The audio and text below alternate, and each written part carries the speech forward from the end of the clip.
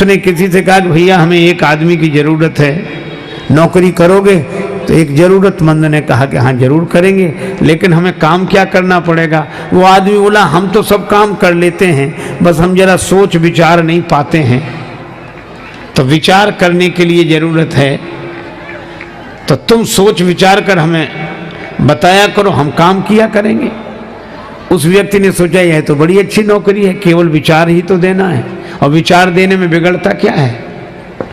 जो हमें सूझेगा सो इसे बताएंगे। अच्छा ठीक है भाई, हम तुम्हारे यहाँ नौकरी करेंगे, सोच विचार हमारा काम, काम करना तुम्हारा काम। हाँ बिल्कुल ठीक है, तो हमें वेतन क्या दोगे? तो उसने कहा कि तुम्हें वेतन हम 3000 रुपये महीना देंगे। बोला बड़ा अच्छा, 3000 रुपये महीना दोगे? हाँ, लेकिन तुम क्या करते हो? तो उस आदमी ने कहा कि हम तो खुद नौकरी करते हैं। तो तुम्हें कितने मिलते हैं? कहा 1500, 1500 रुपये मिलता है। कहा जब तुम्ही को 1500 मिलते हैं तो तुम हमें 3000 कहाँ से दोगे? बोले ये तुम सोचो विचारो, इसी के लिए तो तुम्हें रखा है।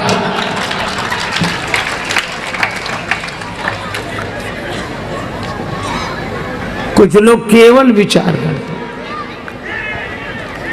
तो किष्किंधा कांड में विचार तो किया जाता है, काम नहीं किया जाता।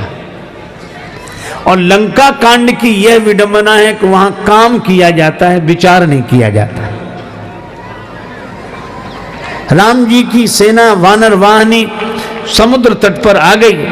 रावण ने अपने दरबारियों से पूछा कि क्या करना चाहिए? दरबारी बोले का करिए विचारा, विचार करने की क्या आवश्यकता है? नर कपि भालू आहार हमारा,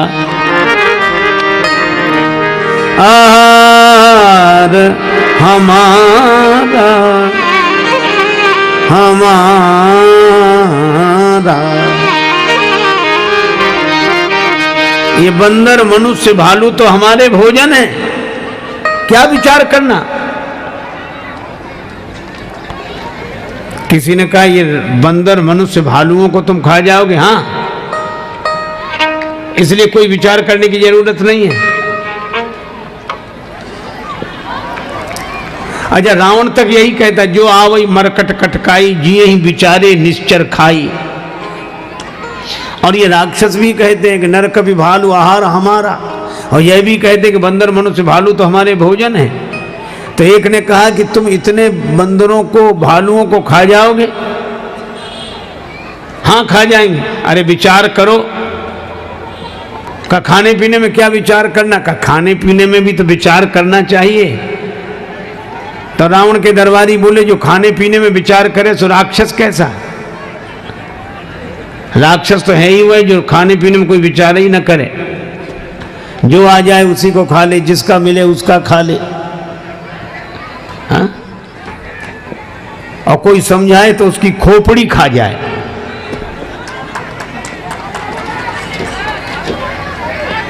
रावण का बेटा बैठा था प्रहस्त। प्रहस्त ने कहा कि पिताजी ये दरबारी लोग हैं, इनकी बातों में मत आओ। ये बिना विचारे बोल रहे हैं, ये कह रहे हैं बंदर मनुष्य भालुओं को खा जाएंगे। ये कुछ नहीं कर सकेंगे, ये कभी कुछ नहीं कर सकेंगे। रावण के दरबारियों ने कहा कि यह तो हमारा अपमान है, तुम राजा के पुत्र हो, इसका यह अर्थ तो नहीं कि हमारा अपमान करो। प्रहस्त ने कहा कि अपमान करना हमारा उद्देश्य नहीं है। हम केवल इतनी सी बात कहना चाह रहे हैं कि राम जी के संग इतने बंदर आए, इन सबको खा जाओगे तुम? राक्षस बोले हाँ हम खा जाएंगे। अच्छा एक बात बताओ, कुछ दिन पहले राम जी के दल का एक बंदर आया था और उसने तुम्हारे देखते देखते लंका जलाई। राक्षस बोले हाँ जलाई। बंदर नहीं जलाई? हाँ। तो प्रहस्त बोला उस दिन तुम्हारा पेट खराब था कि भूख नहीं लगी थी? क्षुधा न रही तुम्हें तब काहू, और जारत नगर कस न धरी खाऊ, तब तुम्हें भूख नहीं लगी थी? नगर जलाते समय पकड़कर बंदर को क्यों नहीं खा गए? अब सब चुप।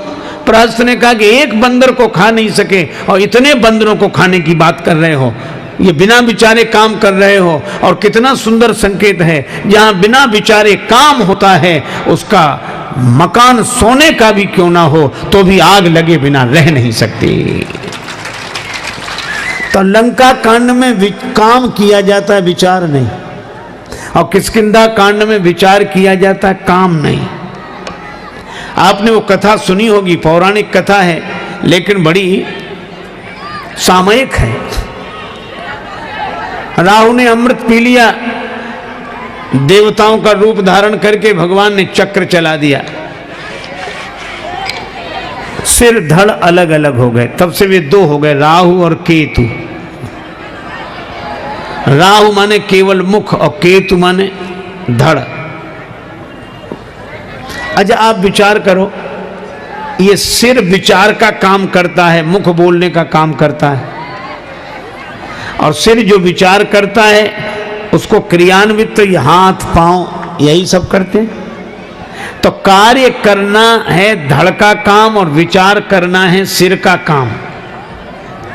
अब भगवान के चक्र से ये कट गए तो दोनों अलग हो गए, और इसका अर्थ है कि जो विचार करते हैं बोलते हैं वे कुछ करते नहीं हैं, और जो करते हैं वो विचार नहीं कर पाते। आज यही तो हो रहा है, विचार करने वाले कुछ कर नहीं रहे हैं और करने वाले कुछ विचार नहीं कर रहे हैं। और आप ये देखो, दोनों अगर अलग अलग हों तो ये जीवन नहीं मृत्यु है, और जब दोनों मिल जाएं सिर और धड़ तब जीवन है। इसका अर्थ यह है कि जब कर्म और विचार मिल जाएं जिसके जीवन में, उसी का नाम जिंदगी है, नहीं तो मृत्यु है। कर्म और विचार मिल जाएं। अंधेरी रात एक मोटरसाइकिल चालक बड़ी तेजी से अपनी मोटरसाइकिल दौड़ा कर ले जा रहा था, पर मजे की बात उसकी मोटरसाइकिल में लाइट नहीं थी और मोटरसाइकिल बड़ी तेजी से दौड़ा रहा था। चौराहे पर खड़े हुए सिपाही ने डंडा दिखा दिखा, ठहरो ठहरो, तुम्हारी मोटरसाइकिल में लाइट नहीं है, कहीं खतरा खा जाओगे। मोटरसाइकिल चलाने वाला बोला, हम खतरा खाएंगे तब खाएंगे, तुम सामने से हट जाओ क्योंकि इसमें ब्रेक भी नहीं है। क्या हो गया है हमें? न ज्ञान का प्रकाश है, न संयम का ब्रेक है। अज्ञान की अंधेरी रात्रि में उम्र की सड़क पर जिंदगी की मोटरसाइकिल दौड़ती चली जा रही है। अरे जिंदगी में जिंदगी का राज पाना चाहिए, जिंदगी में जिंदगी को मुस्कुराना चाहिए। जिंदगी में जिंदगी की शर्त अगर पूरी न हो तो जिंदगी को जिंदगी से रूठ जाना चाहिए। इसलिए भाई मैं आपसे चर्चा कर रहा था, जहां विचार और कर्म दोनों मिल जाएं वहां सुंदर कांड होता है। किष्किंधा कांड में केवल विचार है, कर्म नहीं है। अच्छा वो भी कुछ कर नहीं पाते चाहे जितने ऊंचे विचार रहे, जहां विचार को व्यवहारिक रूप नहीं मिलता, और जहां बिना विचारे व्यवहार होता है उनका सब कुछ नष्ट होता है। पर सुंदर कांड की विशेषता यह है, सुंदर कांड में आने के लिए कुछ पीछे लौटना पड़ेगा लंका कांड वालों को, कर्म करने के पहले विचार, और किष्किंधा कांड वालों को आगे बढ़ने का कि विचार किया है तो वैसा कर्म करें, तब सुंदर कांड हो। अच्छा सुंदर कांड आप पढ़ेंगे तो पाएंगे उसमें जगह जगह विचार शब्द का प्रयोग है। श्री हनुमान जी ने समुद्र पार किया, लंका में पहुंच गए, लेकिन पुर रखवारे देखी बहु कपि मन कीन विचार, अति लघु रूप धरो निसी, नगर करो पैसार।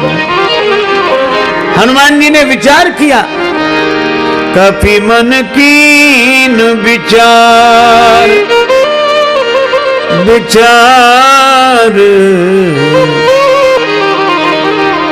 कपि मन कीन विचार, कपि मन कीन विचार, विचार कपि मन कीन विचार। पुर रखवारे देख बहु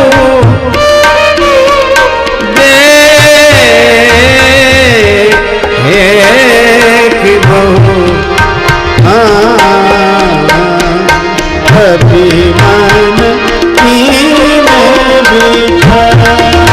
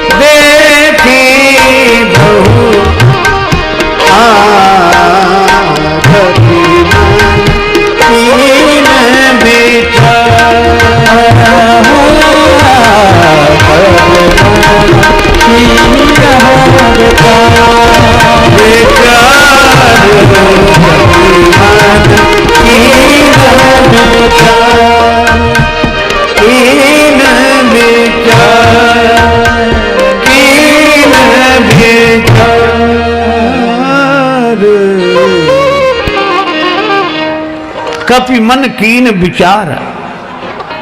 श्री हनुमान जी ने विचार किया, छोटा सा रूप बनाकर नगर में प्रवेश करूं, और इसीलिए संकेत बड़ा सुंदर मिलता है।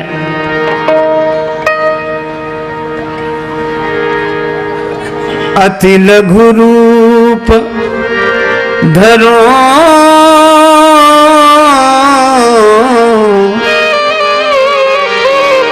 धरो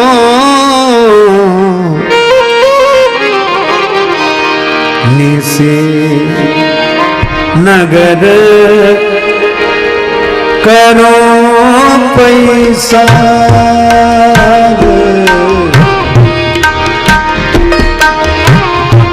करो पैसा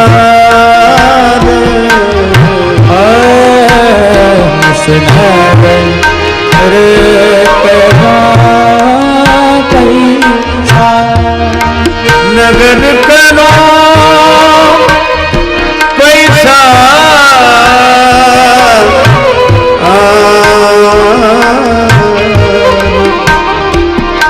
नगर करो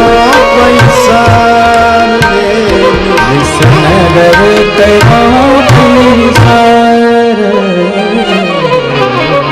श्री हनुमान जी ने सोचा छोटा रूप बनाकर रात्रि में नगर में प्रवेश करूंगा। ये पहले विचार किया और विचार करने के बाद तुरंत कर्म किया। मसक समान रूप कपि धरे, मसक समान रूप कपि धरे, मसक समान रूप कपि धरे, मसक समान रूप कपि धरे, मसक समान।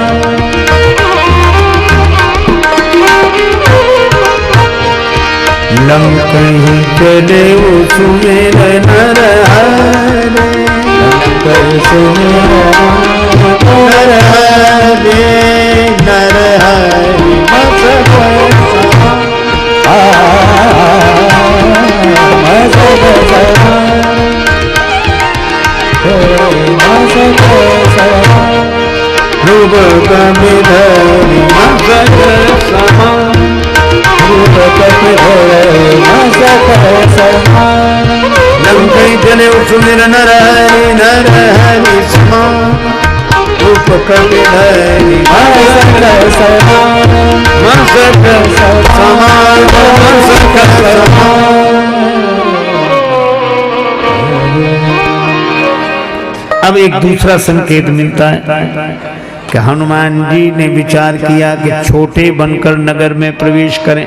देखो एक बात मैं आपको बताऊं, हनुमान जी के चरित्र की विशेष वह यह है कि हनुमान जी छोटे बनते हैं मगर काम बड़े करते हैं। बड़े बड़े काम किए हनुमान जी ने पर छोटे बनकर। और संकेत यह है कि बड़ा काम छोटा बनकर ही किया जा सकता है। जो विनम्र होते हैं वे ही बड़ा काम कर सकते हैं, अभिमानी कभी बड़ा काम नहीं कर सकता। मित्रों, जय श्री राम, नमस्कार। आप सब हमारे इस हास्य कथा के कार्यक्रम को बहुत ही मज़ेदार पूर्वक और बड़े ध्यान पूर्वक सुना आपने। पूरा हमारा कार्यक्रम आपको कैसा लगा? तो इस कार्यक्रम में हमारे आप चैनल के जो भी आ रहे हैं प्रसंग, इसमें आपको हास्य कथाएं भी बहुत ही मार्मिक ढंग से मिल रही हैं। तो आप हमारे चैनल पर लगे रहें और सुनते रहें बराबर, तो आपको ऐसी ऐसी रहस्यमयी कथाएं मिलेंगी जिससे आपकी जो हंसी भूल चुके हैं आप, वो सारी चीज़ें यहाँ उपलब्ध होती रहेंगी।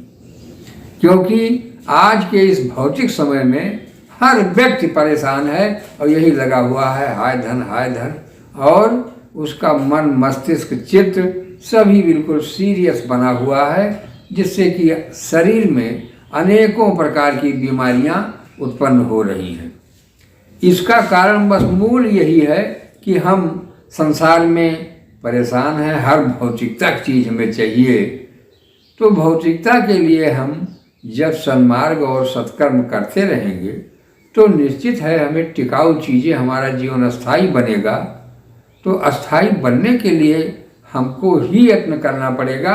ईश्वर या भगवान वो सब नहीं ऐसा कर पाएंगे कि आपको सब देते रहें, आपके मुंह में खिला भी दें, क्योंकि बनाना खाना हमको ही पड़ रहा है। तो किताबी ज्ञान लेना है, पढ़ना है, अनुभव करना है, परीक्षाएं देना है, तब पास होकर के कहीं जाके हम सर्विस पाते हैं, नौकरी पाते हैं, और तभी हमारा जीवन एक कल्याण मार्ग की तरफ चलता है।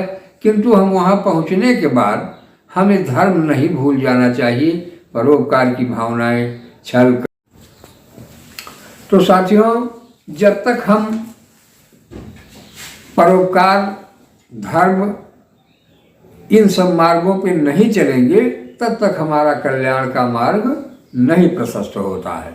तो हमें ये चाहिए कि हम अपने जीवन यापन को करते हुए और दूसरे की भलाई में भी हमारा समर्पण भाव हमारे पास होना चाहिए। हम जिस कार्य में लगे हुए हैं उस कार्य को करते हुए किसी को कष्ट न पहुँचे और हम सेवा भाव में लगे हैं, तो हमारा निश्चित है आगे बढ़ंत ही होती जाती है हर व्यक्ति की।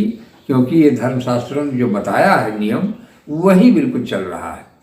हमें आपको अपनी तरफ से कुछ भी, कहीं भी कोई भी गलती न होने पाए, यह विचार भाव में हमेशा रहना चाहिए और अपनी बुरी आदतों को हमें छोड़ते हुए सत्कर्म के मार्ग पर चलना चाहिए। साथियों, तो आपको ये हमारा कार्यक्रम कैसा लगा, आप लोग हमें कमेंट के माध्यम से ज़रूर बताएं। और यदि हमारे चैनल पर नए हो तो आप हमारे चैनल को लाइक, सब्सक्राइब, शेयर कर लें, जिससे कि आपको बहुत ही महत्वपूर्ण जीवन की रहस्यमयी बातें मिलती रहें।